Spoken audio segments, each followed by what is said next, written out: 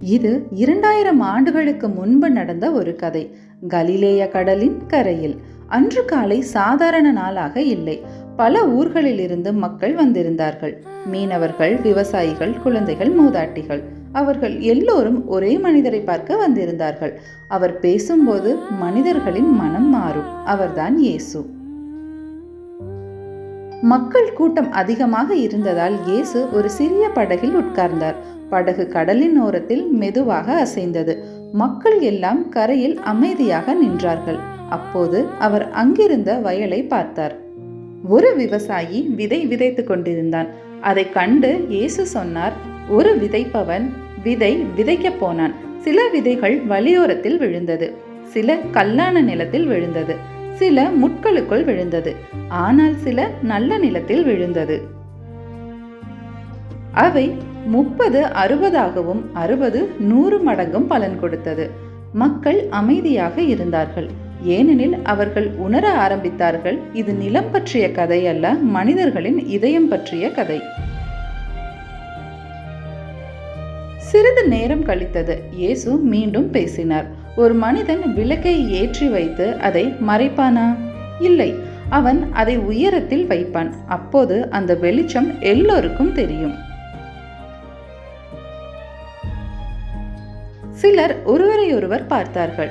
ஏனெனில் இயேசு சொல்வது தெளிவாக இருந்தது. உண்மை மறைக்கப்படுவதற்காக அல்ல. பிறகு அவர் சொன்னார், ஒரு மனிதன் வயலில் விதை விதைக்கிறான். அவன் இரவில் தூங்குகிறான், பகலில் வேலை செய்கிறான்.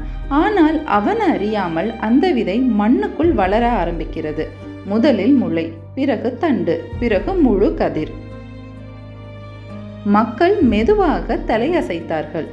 ஏனெனில் அவர்கள் புரிந்து கொண்டார்கள், தேவனுடைய ராஜ்யம் அமைதியாக வளர்கிறது. அப்போது இயேசு தனது கைகளில் ஒரு சிறிய விதையை காட்டினார். இது கடுகு விதை என்றார்.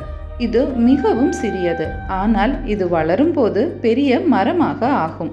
பறவைகள் கூட அதன் கிளைகளில் தங்கும். மக்கள் சிரித்தார்கள். ஆனால் அவர்கள் உணர்ந்தார்கள், சிறிய ஆரம்பம் பெரிய மாற்றமாக முடியும்.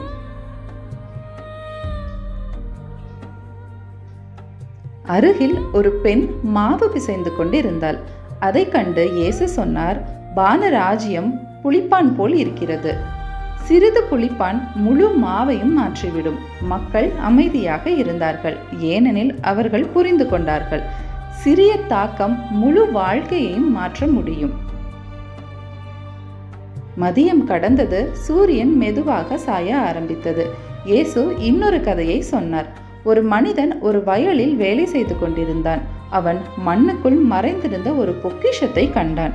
அவன் மிகுந்த சந்தோஷத்தில் தன் எல்லாவற்றையும் விற்று அந்த வயலை வாங்கினான். எதற்காக? அந்த வயலுக்குள் இருந்தது அளவிட முடியாத பொக்கிஷம். பிறகு இயேசு ஒரு வியாபாரியை பற்றி சொன்னார். ஒரு வியாபாரி அரிய முத்துக்களை தேடிக்கொண்டிருந்தான். ஒரு நாள் அவன் தன் முத்தை கண்டான். அது அவன் வாழ்நாளில் பார்த்த மிக அரிய முத்து. அவன் தன் எல்லாவற்றையும் விற்று அந்த ஒரு முத்தை வாங்கினான். அந்த கதைகள் மக்களின் உள்ளத்தில் ஏதோ ஒன்றை எழுப்பின. விதை, விளக்கு, முளைக்கும் ராஜ்யம், கடுகு விதை, புளிப்பான், மறைந்த பொக்கிஷம், அரிய முத்து. அவை எல்லாம் ஒரே விஷயத்தை தான் சொல்லுகிறது, தேவனுடைய ராஜ்யம். சூரியன் மெல்ல மறைய ஆரம்பித்தது. கலிலேய கடலின் மேல் தங்க நிற ஒளி பரவியது. ஆனால் மக்கள் அங்கிருந்து நகரவில்லை. அவர்கள் இன்னும் நின்றார்கள். அவர்களின் கண்கள் இயேசுவின் மேல். ஏனெனில் அவர் இன்னும் பேசப்போகிறார். இன்னும் கதைகள் இருக்கிறது. வலை பற்றி, நல்ல மீனும் கெட்ட மீனும் பற்றி, மனிதர்களின் முடிவுகள் பற்றி, மற்றும் தேவராஜ்யத்தின் இன்னும் ஆழமான ரகசியங்கள் பற்றி. காற்று மெதுவாக வீசியது. கூட்டம் அமைதியாக இருந்தது. அவர்கள் காத்திருந்தார்கள். நீங்கள் அந்த கூட்டத்தில் இருந்தால் இயேசு சொல்ல போகும் அடுத்த கதைகளை கேட்க நீங்கள் அங்கேயே நின்றிருப்பீர்களா? அடுத்த உவமையில் ராஜ்யத்தின் இன்னும் சில ரகசியங்கள் வெளிப்படும். இயேசுவின் அற்புதமான நாமத்தில் ஆமேன். கடவுள் எல்லோரையும் ஆசிர்வதிப்பார்.